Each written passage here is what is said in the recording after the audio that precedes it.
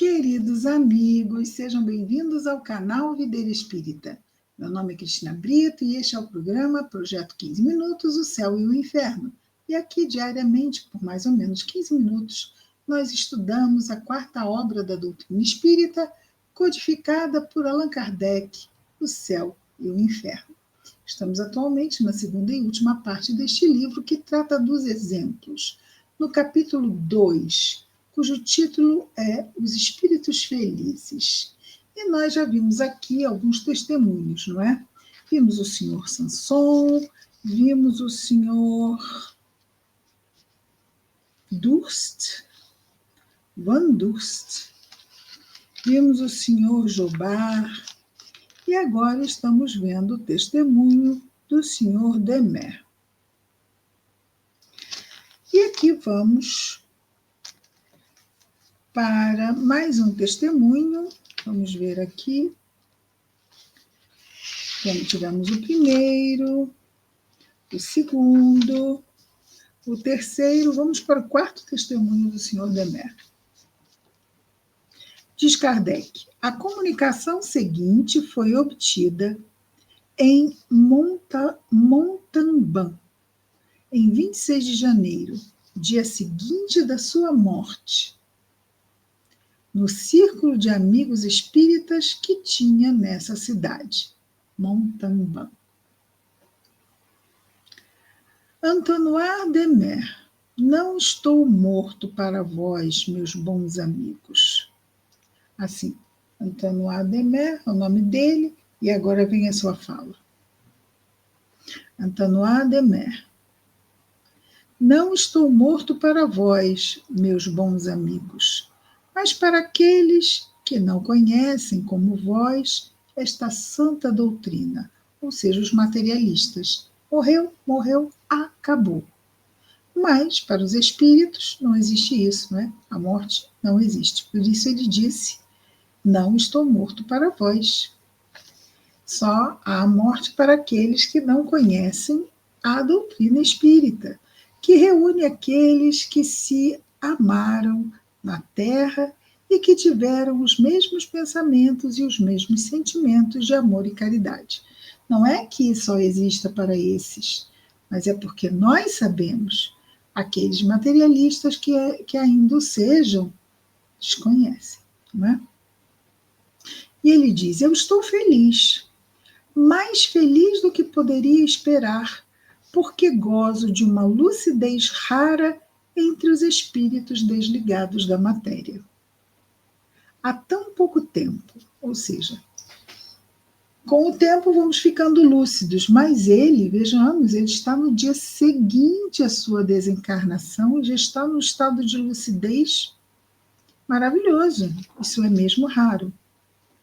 E ele diz, tende coragem, meus bons amigos, estarei frequentemente junto de vós, e não deixarei de vos instruir sobre muitas coisas que ignoramos quando estamos presos à nossa pobre matéria, ou seja, o nosso corpo de carne, que nos oculta tanta magnificência, tanta grandeza e tantas alegrias.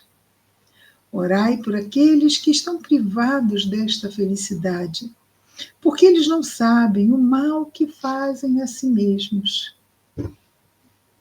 Hoje, não continuarei por muito tempo, mas vos direi que não me acho de todo estranho neste mundo dos invisíveis. Ele já está se sentindo bem adaptado. Parece-me que sempre o habitei. Estou feliz aqui, porque vejo os meus amigos e posso comunicar-me com eles todas as vezes que deseje. Agora também está desencarnado. Não choreis, meus amigos. Far-me-íeis lamentar o ter-vos conhecido. Deixai passar o tempo e Deus vos conduzirá a esta morada, onde todos devemos nos encontrar reunidos. Boa noite, meus amigos, que Deus vos console. Ali estarei junto de vós. Então, olha que interessante, não é? Não choreis depois me fareis lamentar o ter-vos conhecido. Porque se eles são espíritas e vão lamentar que ele esteja liberto da carne, então não são bem o que ele imaginou que fosse, não é? E aí ele termina, não é? Demer, assinando a comunicação. E Kardec nos diz, uma outra carta de Montalban contém o seguinte relato. De novo, o senhor Demer.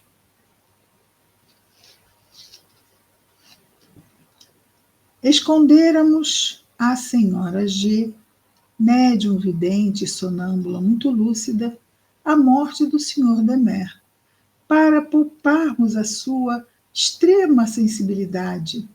E o bom doutor, sem dúvida, compreendendo o nosso objetivo, evitara manifestar-se a ela. No dia 10 de fevereiro último, estávamos reunidos a convite de nossos guias que diziam que queriam aliviar a senhora G de uma entorse da qual sofria cruelmente desde a véspera. Entorse, né? Aquele mau jeito que nós às vezes damos. Ela estava lá bem doída.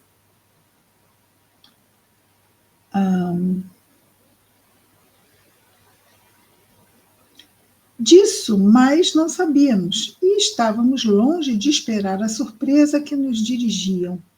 Apenas essa senhora entrou em sonambulismo. É um transe sonambúlico, não é? Fez ouvir gritos pungentes mostrando o seu pé. Eis o que se passava.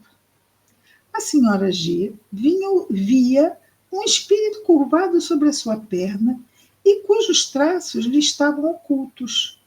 Ele fazia fricções e massagens, exercendo, de tempo em outro, sobre a parte doente, uma atração longitudinal absolutamente como faria um médico.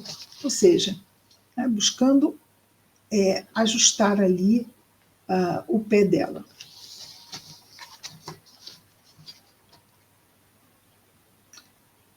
A operação era tão dolorosa que a paciente se deixava chegar às vezes a vociferações e movimentos desordenados. Não tinha anestesia, né? Mas a crise não foi de longa duração. Ao cabo de 10 minutos para quem está sofrendo terríveis dores é um tempo enorme, não é? Todo traço de entorse havia desaparecido. Não havia mais inchaço, o pé retornara à sua aparência normal, a senhora G estava curada. Entretanto, o espírito permanecia sempre desconhecido da médium e persistia em não mostrar os seus traços. Tinha mesmo o ar de querer desvanecer-se, ou seja, desaparecer. Quando, de um pulo, a nossa enferma, que alguns minutos antes não podia dar um passo, se lança no meio do quarto para agarrar e apertar a mão de seu doutor espiritual. Ainda dessa vez, o espírito ocultara toda a cabeça, deixando a sua mão na dela. Nesse momento, a senhora G grita e cai desfalecida sobre o assoalho. Acabara de reconhecer o senhor Demer, lembra? Ele era médico. Então, eles não queriam que o senhor Demer aparecesse a ela, porque ela era muito suscetível, eu não sabia que ele tinha desencarnado. E ele tinha concordado, por isso ele se ocultou. Só que ela pegou ali, meio que desprevenida, e o viu. Era o senhor Demer. E aí ela desmaiou. Acabara de reconhecer o senhor Demer no espírito curador. Durante a síncope, ela desmaiou, né? Ela recebia cuidados atenciosos de vários espíritos simpáticos. Enfim, tendo reaparecido a lucidez sonambúlica, ela conversou com os espíritos que respondiam aos seus testemunhos de afeição, penetrando com o fluido reparador. Essa cena não é comovente e dramática e não se crê ver todos esses personagens desempenhar o seu papel na vida humana? Não é uma prova entre mil de que os espíritos são seres bem reais, tendo um corpo e agindo como faziam na Terra, quando estavam encarnados? Estávamos felizes por reencontrarmos o nosso amigo espiritualizado, com o seu excelente coração e a sua delicada solicitude. Ele fora, durante a vida, o médico da médium. Conhecia a sua extrema sensibilidade e cuidara dela como sua própria filha. Essa prova de identidade dada àquela que o espírito amava não é impressionante e não é bem feita para que se entrevenha a vida futura sob o seu aspecto mais consolador? Aqui nós temos uma nota que, embora não esteja aqui de quem é, como o livro codificado por Kardec, pensamos ser do nosso querido codificador. A situação do Sr. Demer, diz a nota, como espírito, é bem aquela que a sua vida digna e, vamos dizer assim, e vivida, acabara naquele momento, tinha sido cumprida. E fazia pressentir o quanto tinha sido mesmo digna a sua vida. Mas um outro fato não menos instrutivo ressalta dessas comunicações, que é a atividade que ele manifesta quase imediatamente após a sua morte para ser útil. Pela sua alta inteligência e as suas qualidades morais, ele pertence à ordem dos espíritos muito avançados. É feliz, mas a sua felicidade não é inação, ou seja, não está lá tocando harpa, está trabalhando.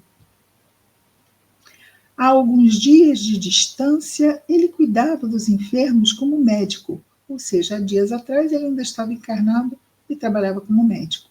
E apenas desligado, ou seja, recém-desencarnado, apressa-se em cuidar deles como espírito.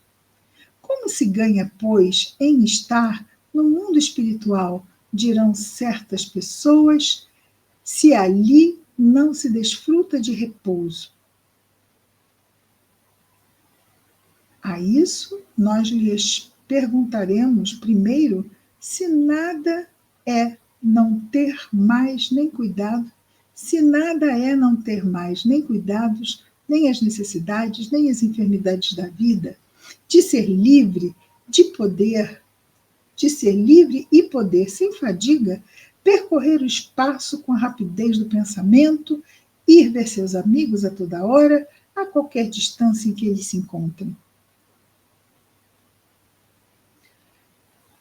Ele não precisa repousar como nós repousamos aqui. Por quê? Porque ele agora não tem este corpo pesado que necessita de mais atenções quanto ao repouso. É o que ele diz aqui, não é? Que ele pode transpor enormes distâncias sem, com isso, se cansar. Depois acrescentaremos, quando estiverdes no outro mundo, ou seja, nós, quando chegarmos ao outro mundo, nada vos forçará a fazer o que quer que seja. Estareis perfeitamente livres para permanecerdes numa beata ociosidade tanto tempo quanto quiserdes, mas deixarias logo esse repouso egoísta, sereis o primeiro a pedir ocupação, porque é insuportável poder fazer algo sendo um espírito de melhor índole, não é? De melhor moralidade, do que ficar ocioso. Isto é terrível, é mesmo uma tortura. Mas deixarias logo esse repouso egoísta, seríeis os primeiros a pedir uma ocupação. Então vos será respondido: se vos aborreceis por nada fazer, procurai vós mesmos fazer alguma coisa. As ocasiões de ser útil não faltam, mais no mundo dos espíritos do que no mundo dos homens. É assim que a atividade espiritual não é um constrangimento, ela é uma necessidade. Eu vou trabalhar não porque eu tenho aqui, é porque eu preciso, eu quero muito. uma satisfação para os espíritos que procuram as ocupações em relação com os seus gostos e as suas aptidões e escolhem de preferência aquelas atividades, aquelas que podem ajudar o seu adiantamento. Faz sentido? Todo o sentido. Amanhã vamos começar o testemunho de outro espírito. Aqui terminamos o Senhor Demer. Projeto 15 minutos. O céu ou o inferno. Até amanhã. Muita paz a todos.